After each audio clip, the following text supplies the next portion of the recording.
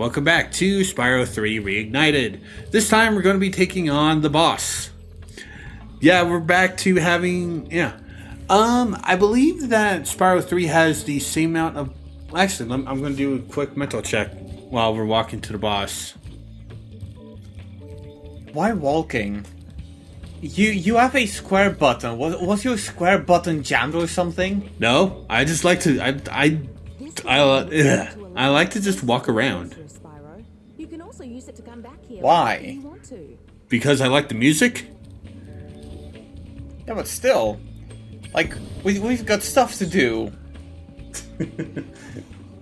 Well, when you play Spyro, you can charge everywhere and charge everywhere. I do. 820 FPS. Fuck you. Listen carefully, you stupid girl. Okay, so the boss fight is called Buzz. Is it going to be like some sort of like weird fly creature? No. No. You'll see. Because basically these cutscenes are, well, most of them are just basically showing the boss being created. Why have I been training you all? Ah. And they also are a little bit lore dump-esque for the later two. Up a monster and eliminate him. Kill him? I don't care what you do, you useless brat. As long as you get rid of him. Okay, let's see what we got here. She sure is a philosopher, alright. Let's do it. You can't keep me caged up in here forever. They also give us a first look at your next ally. You, come here. Yeah, I didn't really like Sergeant, to be honest. Oh my.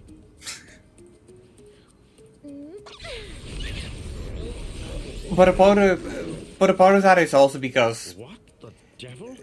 like, okay, so how do you feel about the extra characters in this game? Honestly, I like them because they're not one note and done. The other characters do show up from in the other mainline games. Yeah. And also Because they help out in the boss fights, which I absolutely like. In the case for Sheila, she's the one that damages the boss. There'll be no match for the two of us. Wait, is it possible to enter the boss without No. without having Sheila? No, you need the character in order to unlock the thing. Yeah, you just need to knock Buzz into the thing, and also this is why he's called Buzz. You hear the buzz sauce noise. Yeah. Yeah, you just need to knock Buzz into the lava, and Sheila will stomp him into the lava. Also, I don't understand how the hell he didn't go in the lava after that one hit. Yeah, I will say that's one dynamic that I do really appreciate when video games do. You're not the one that's actively harming the boss. Well, not really that. It's just I'm so sick of it when games go like, yeah, this character is your ally. They're helping you throughout the game, but then they're not doing anything. They're basically there for mental support, and even that they cannot completely pull off. Yeah. Yeah, and like I said, Now, granted, this boss fight is also just you doing the work while Sheila does the finishing touches. So yeah. she might as well not be there. But it's an interesting detail. I mean, to be honest, compared to basically what Sergeant Byrd, Bentley, and Agent 9 do in the boss fights they help out with, Sheila does the most work.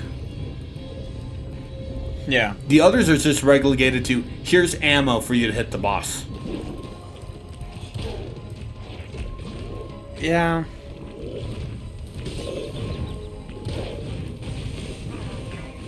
I mean, again, it's just an interesting thing to see. It is. But I'm also saying that, and I know I talked about this many times before, but I'm also saying that as somebody who's been playing a lot of Assassin's Creed Valhalla. As of late, and in that game, it really is just, yep, you're on your own. Good luck. Even at the scenes and the fights where there's obviously important characters running around. Mm-hmm. Like, they're not doing anything. So, like, what is the bloody point? Yep. But with Buzz defeated, we can now go on to Midday Gardens. Wait, midday. Wouldn't afternoon be a better term? Afternoon Gardens. I mean that's on me being smug or anything. That's a genuine question. Like, true. And also, who says midday? true. Anyway, there's Midday Gardens. We're going back to Sunrise Spring. It looks ugly. There are too many people. I don't like the looks of those teenagers out the door. I mean, to be fair, that's something I totally feel. Whenever I go grocery shopping, I always try to make the mission to go either in the hour the store is opening because nobody will be there, and the hour where the shop is closing because nobody will be there. And even if there's people there, the people know that I do not want to be disturbed. Yeah. It's kind of weird how a late evening shopper knows how to, like, it's weird. It's a community without being a community. Yeah. Because, like, who the fuck? Zoe's Right, cloned want to have- herself. Like, who wants to have a conversation while they're doing their shopping? Like, it doesn't make any sense. I mean, Why my would mom anybody does. want to do that? My mom does. Spyro, I found And also, I'm surprised you didn't Well, yeah, say but- anything about Zoe's duplication technique. hole that leads to a crawdad farm. Well, I Get in there mean, if he's ready. I'm not one to doubt magic. Besides, who says they're the same person? What if one of them is a shapeshifter? Both of them are Zoe. Zoe, Before you take on the edgy. nasty crawdads, Both of them are Zoe. to start, No, one of them could be pretending to be Zoe. please try No, they're both Zoe. Anyway, welcome to the Sparks segment, where basically you just play a top-down shooter with Sparks. You can also move quickly by This- pressing the charge button, like Spyro. Use What? your I don't know what to think of this. Also, I also do want to point out the music theme that plays in these stages. It's the same track for all these. It is the only place in the remakes you will hear this theme. press strafing to hit the target. The reason why, this is the main title theme. Right. So, because they don't have the main title stuff, we don't have this song You'll notice butterflies out anywhere outside of here Dragon World. of the Spark stages. Some butterflies will give you special powers. though Which only honestly I think is lame because I think Spyro 3's is the more memorable. that power up. Your Well, power up is second most memorable because I don't really. Oh yeah, no, yeah, and Spyro. For those asking about Spyro 2's, Spyro 2's is Glimmer's theme. Spyro 1, I don't remember where the stage theme was. Looks like you're ready, Spark. You're playing with a D-pad, right? Just Yeah, choose the I am. controls option from the pause I menu. noticed. Yeah, because these feel way more natural to play on a D-pad than with it. 'Cause these are not twin sticks, which I think they kind of should have done for the remake because it would have been very helpful, very much helpful. Did not mean to eat that dragonfly, not butterfly.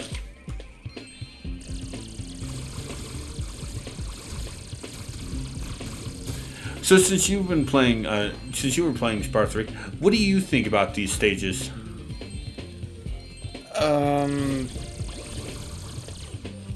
They're there.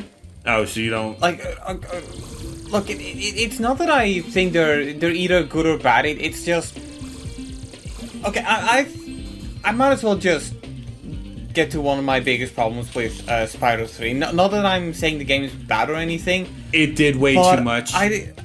I don't like how the game can feel bloated from time to time. Yeah, no, I can understand Like that. there are times where I feel like this game doesn't know what it wants to be. Yeah, because it does way and- too much stuff. Like, Like when we get to Bentley, he only has one active platforming stage. Yeah. Not That counting is- his main zone. Not counting his main zone.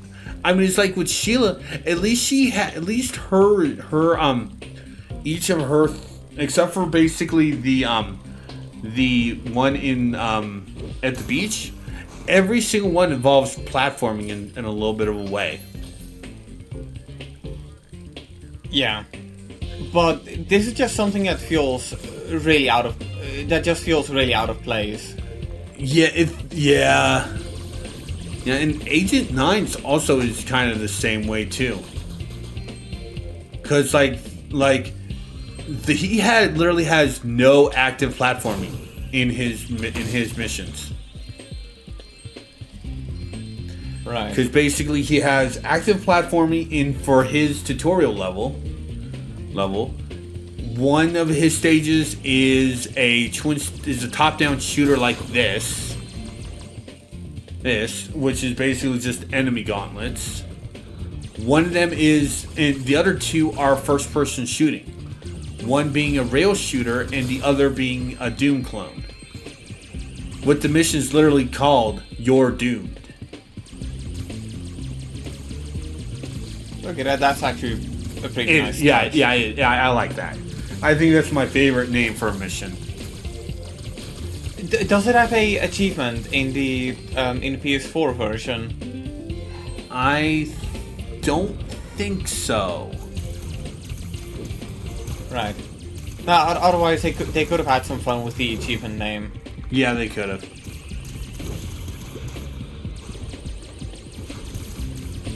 I mean, to be fair, they had some fun with the achievements names in this version, right? I can't remember the achievements up at the top of my head.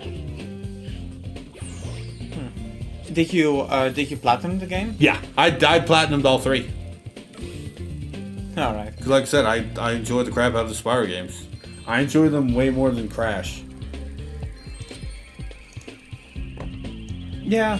I mean, I'm gonna be honest. Even though I consider myself to be more of a Crash person, I do feel like there's a lot of additional value in Spyro that you cannot find in the Crash Insane trilogy. Yeah. Oh, definitely. Which is why we need fucking Spyro 4, assholes. You've beaten the Crawdad King and found the lost egg. Okay. But some of the dragon magic Apparently on the Spyro Reignite trilogy on Steam, I've got 62 out of 105 achievements. I don't know what all these unachieved achievements are, but I can't think of that's any one off the thing- top of my head. yeah, that's also one thing I don't like about trilogy. When you sell your games as a trilogy, it's that if you put them on a platform like Steam, there's basically no. They smoosh all the games together. There's no separation between what versions you're playing. Yeah. It's also the same problem I have with games that tend to have like a lot of DLC. Because again, on PlayStation, on the trophy collection, a game will oftentimes be separated between main game and DLCs. Yeah. So why couldn't Steam do the same? Yeah, no, that's true.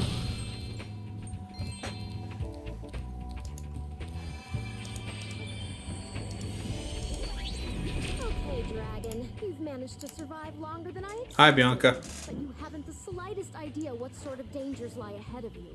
I suggest you grab your cat friend. Again, whoever else you Spyro! found and That's hide your yourself enemy! home while you Why aren't still you can. attacking her? I'm telling you this for your own good, you know. Because she's not actively hurting us. And also, I also She took... took our eggs! Anyway, I looked up the achievements myself. Yeah, some of them are basically doing just basically missions you already would be doing anyway. Alright. But hang on, I need to repeat what I said before, but with a funny accent. They took our eggs! What are you supposed to be doing? The South Park, they took our jobs guy. Oh, so That you're was- trying to go. The Tucker eggs! Yeah. Turketer!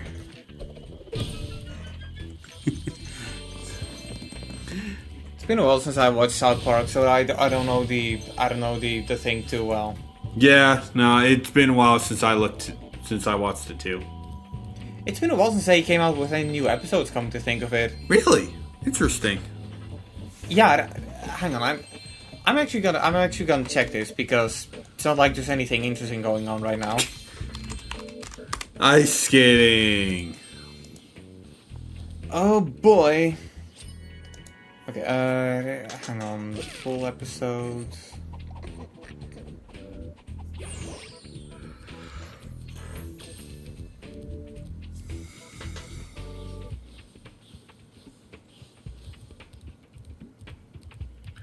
Oh boy, that familiar laugh. Egg thieves are back again.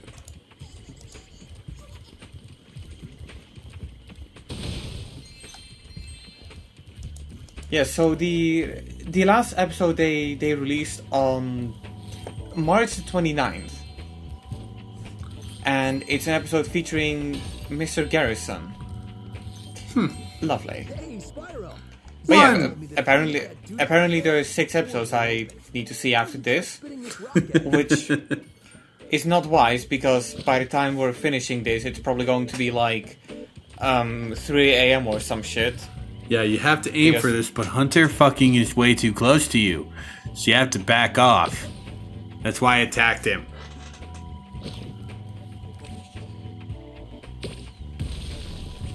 Why did that target look like a whoopee cushion? Yeah, it did. Also, this is the only time you have to do something unique to open up a stage. I do not understand why this is the only time they had to do that. Maybe to test the waters? I know, but it's like they could have they could have done that a bit more. Because like I said, Yeah. I don't run into the that's the only other time I have to unlock a stage. Well, That is the- wasn't there the stage with like the where you had to solve a little puzzle on the water, like you had to stand on the spots in certain order. Wasn't that technically Yeah, that's also the only time you have to do that in Spyro 1 as well, which is weird that they do that too, but honestly, they don't. The difference between Spyro 1 doing that and Spyro 3 doing it, every stage is unlocked, is basically tiled by every stage except for Sunny Flight in Spyro 1 is done in is unlocked, period, except for Toasty, but you have to except for Toasty and anything in Nasty's world, but those are basically, by the time you would be doing those stages, you're basically doing those stages. In this, all the stages are unlocked by number of eggs, and they only have 2 NPCs. You only see, and there are NPCs that hide out in front of certain things, except for the third world. Because I do remember a panda being in front of this portal, lamenting about the portal being off. And I don't like the fact that basically they don't keep the NPCs even if you have enough of the eggs. I don't like that. Because in Spyro 2, for the few stages that required orbs, you actually do still need to talk to the professor or Elora to unlock the stage. So I'm sorry, but why is it that all of the dragons had names like Dave and Bob, but that guy was called Modesty? Because he hides himself, because he was naked. They're all naked. It's a joke, Edgy. Also, something I also did want to talk about, but you were too busy. We were too busy talking about achievements. The ability you get from completing the first one. You'll find more in the original, all 4 of those the Sparks worlds give you powers. In this, only 2. In this, Right. in the first one, you would basically get the further egg grab from Spark would be able to grab eggs further from Spyro, like how he normally does. For completing this one, you would get the gem radar. You know, hold all 4 shoulder buttons, and Sparks will point out to any gem that's nearby. Or the right analog stick. Press it. Yeah. But that's already available in all 3 of the games. In the third one, after the third one, you get an extra hit point. In the fourth That's one, pretty neat. you get the ability to warp anywhere, and Sparks will break any containers with gems in them.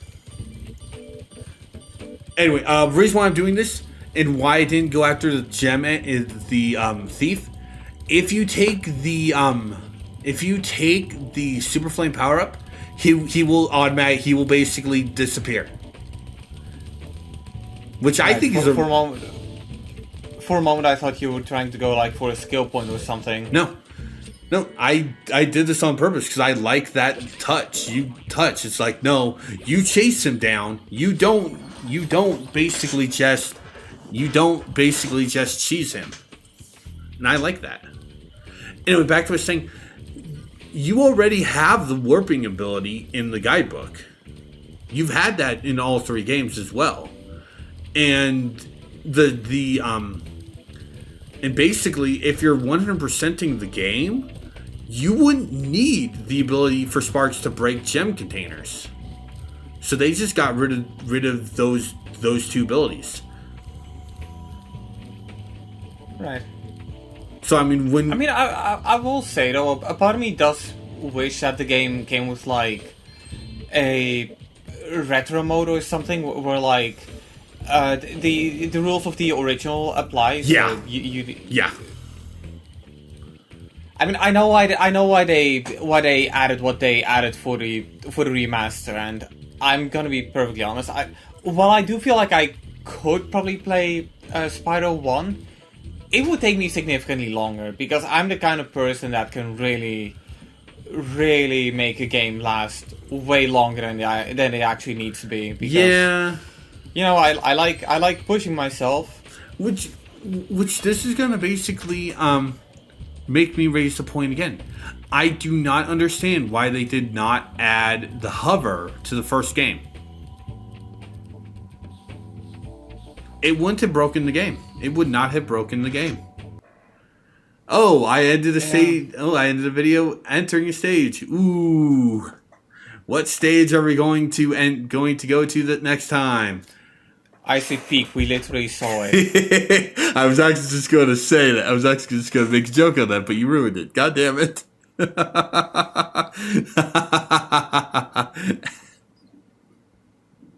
No.